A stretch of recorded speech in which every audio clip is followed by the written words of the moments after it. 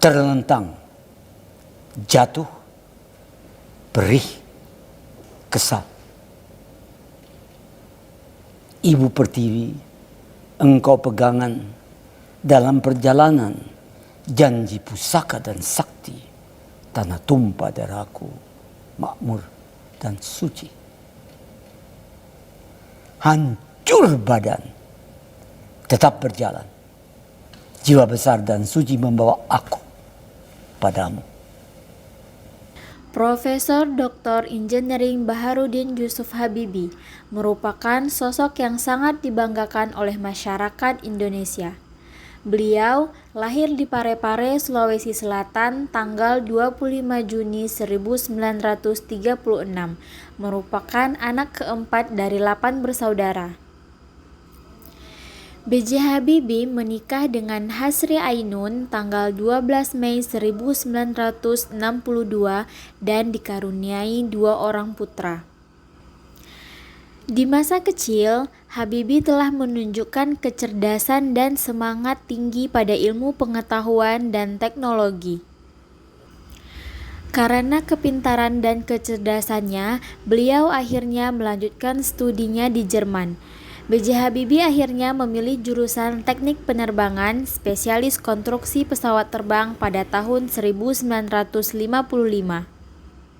Terdapat nilai-nilai aneka, akuntabilitas, nasionalisme, etika publik, komitmen mutu, dan anti korupsi pada sosok B.J. Habibie.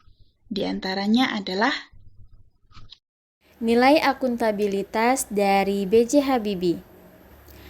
Beliau adalah orang yang sangat bertanggung jawab, memiliki integritas yang tinggi, dan selalu bersemangat dalam menuntut ilmu. Sehingga dinobatkan menjadi salah satu orang yang memiliki IQ tinggi di Indonesia. Selain itu, beliau merupakan sosok yang amanah, jujur, dan berani. Terlihat ketika beliau diamanahkan menjadi Presiden Republik Indonesia ketiga pada tahun 1998. Saat itu Indonesia dalam keadaan krisis moneter. Akan tetapi, beliau mampu mengambil keputusan untuk memulihkan kembali negara Indonesia. Dalam waktu 17 bulan, Indonesia mulai pulih. Keadaan ekonomi dan situasi politik mulai membaik atas kepemimpinan beliau. Keberhasilan tersebut merupakan kecermatan beliau dalam mengambil keputusan.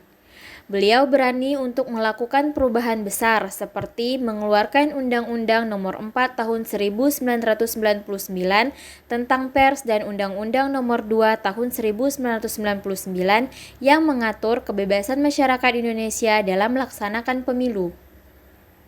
Pak Habibie meninggalkan pelajaran penting bagi seluruh rakyat Indonesia, terutama soal nasionalisme dan kecintaan yang tinggi terhadap negara.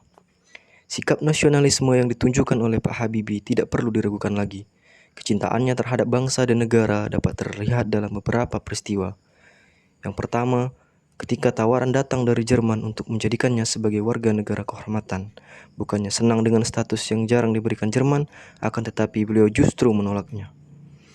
Yang kedua, ketika Presiden Soeharto memintanya untuk pulang ke Indonesia, tanpa berpikir panjang, Pak Habibie langsung bersedia untuk kembali ke Indonesia dan rela melepaskan jabatan, posisi dan prestise yang saat itu masih menjabat sebagai Vice Presiden dan Direktur Teknologi di MBB, Jerman. Yang ketiga, Pak Habibie pernah ditawari oleh Presiden Filipina secara langsung, yaitu Ferdinand Marcos, untuk mengelola Dirgantara Filipina dan membujuk Pak Habibie untuk kepentingan Asia. Namun jawaban beliau tetap sama, yaitu dia menolaknya. Itu semua dilakukan Pak Habibie demi memberikan sumbangsih ilmu dan teknologi pada bangsa ini. Sejak kembali ke tanah air, Pak Habibie pun mulai mengembangkan industri dan lembaga strategis hingga akhirnya berdirilah perusahaan milik pemerintah seperti PT Dirgantara Indonesia, Batan, Badan Pengkajian dan Penerapan Teknologi atau BPPT, dan PT Pindad, yang semuanya itu masih berdiri hingga saat ini dan banyak memberikan pekerjaan bagi rakyat Indonesia. Dalam waktu yang relatif singkat menjadi Presiden Republik Indonesia, Pak Habibie telah memelihara pandangan modern beliau dalam demokrasi dan mengimplementasikannya dalam setiap proses pembuatan keputusan. Peran penting Pak Habibie dalam percepatan proses demokrasi dikenal baik oleh masyarakat nasional ataupun internasional, sehingga beliau dianggap sebagai bapak demokrasi. Etika publik yang dimiliki oleh Presiden Republik Indonesia ketiga ini adalah beliau telah mengimplementasikan pandangan modern dalam percepatan proses demokrasi dengan beberapa hal. Yang pertama, kebebasan berkumpul. Yang kedua, pemilihan yang bebas dan jujur. Yang ketiga, kebebasan berbicara. Yang keempat, kebebasan media. Dan yang kelima, pengakuan perbedaan pendapat. Tak hanya itu, Pak Habibie juga seorang yang peduli keluarga. Sudah tidak menjadi rahasia umum lagi bahwa Pak Habibie adalah sosok yang sangat mencintai istrinya, Ibu Hasri Ainun Besari. Bahkan, kisahnya pernah diangkat menjadi film layar lebar. Hal-hal ini bisa dijadikan contoh bahwa kita sepatutnya bisa membagikan waktu antara pekerjaan dan keluarga. Nilai komitmen mutu, Pak Habibie dan komitmen demokratisasi. Ada banyak permasalahan hukum dan HAM selama pemerintahan Orde Baru yang menjadi tuntutan rakyat untuk segera diatasi. Tidak mudah bagi pemerintah yang baru untuk membayar lunas tuntutan reformasi yang terus menggeliat. Namun kejeniusan seorang Habibie, ia mampu melaksanakan perbaikan secara cepat dan tepat meskipun dikenal sebagai presiden dengan masa jabatan terpendek. Di bawah kendali pemerintahnya, Indonesia mulai melembagakan demokrasi dengan dibuatnya Undang-Undang Nomor 3 Tahun 1999 tentang pemilihan umum atau pemilu dan dibuka seluas-luasnya pendirian partai politik. Pada tahun 1999, pemilu yang dinilai sebagai pemungutan suara paling demokratis dilakukan setelah sekian lama tidak terlaksana atau setidaknya sejak 1955. Komitmen tentang demokrasi membuatnya menggelar referendum di Timur-Timur, meskipun kontroversi yang berujung dengan lepasnya provinsi ini dari Indonesia. Semangat demokratis yang menuntun jalannya pemerintahan Habibie dapat memulihkan gejolak politik pada tanggal 21 Mei 1998. Meskipun singkat, tetapi kecerdasan dan kemampuannya yang jenius memudahkan segala produk-produk demokrasi terwujud secara cepat dan tepat. Presiden Habibie ingin mengubah tampilan wajah pemerintah dari yang begitu otoriter ke arah demokrasi, dari pemerintah yang dianggap KKN menjadi pemerintah yang bersih dan berwibawa.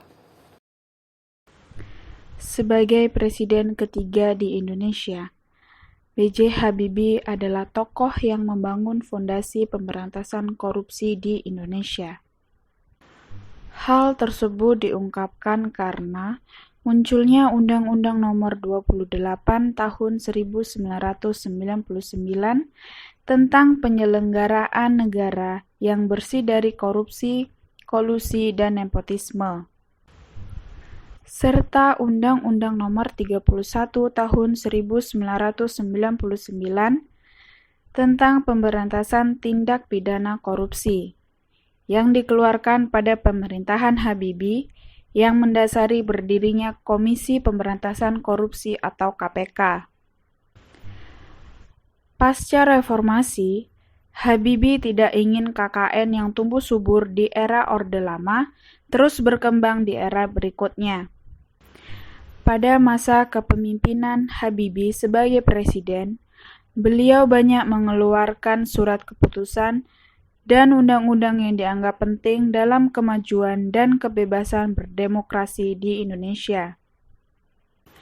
Beliau juga berkorban untuk semua cintanya agar negeri Indonesia menjadi negeri yang terbuka, agar masyarakatnya terlindungi hak azazinya, agar kekayaan negerinya tidak dikorupsi.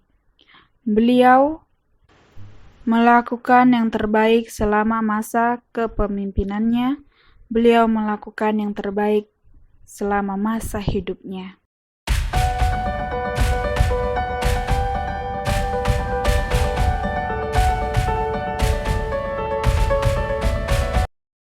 Marilah kita belajar dari sosok B.J. Habibie.